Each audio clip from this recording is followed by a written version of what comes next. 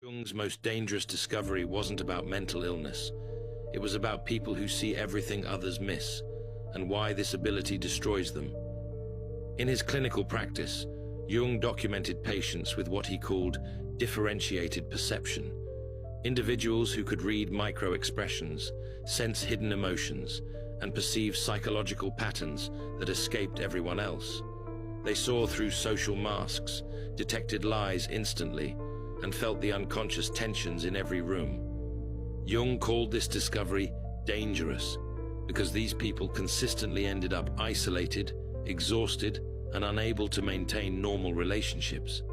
Not because they were unstable, but because seeing everything came with a psychological cost no one understood.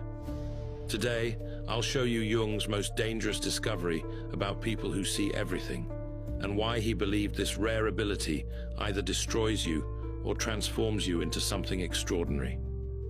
The introverted intuitive type, comprising roughly 1% of the population, who don't just feel deeply, but perceive unconscious patterns with startling clarity.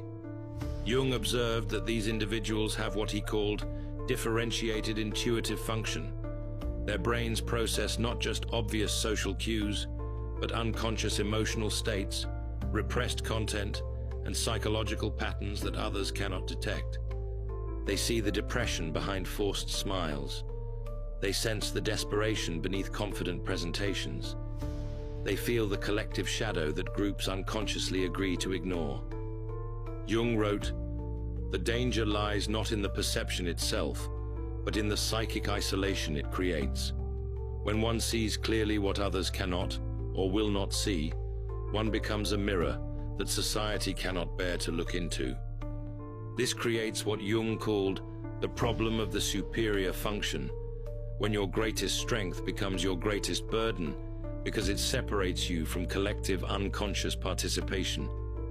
But Jung discovered the real danger wasn't the perception itself, because people with highly differentiated perception see others' unconscious contents clearly. Therefore, they become targets for what Jung extensively documented as shadow projection, where people unconsciously attack them for reflecting what they refuse to acknowledge in themselves. Jung wrote in Psychology of the Unconscious, "Nothing has a stronger influence psychologically on their environment, and especially on their children, than the unlived life of the parent." But he discovered this principle extended to all relationships. When someone's shadow is reflected back through another person's clear perception, the unconscious mind has two choices: integrate the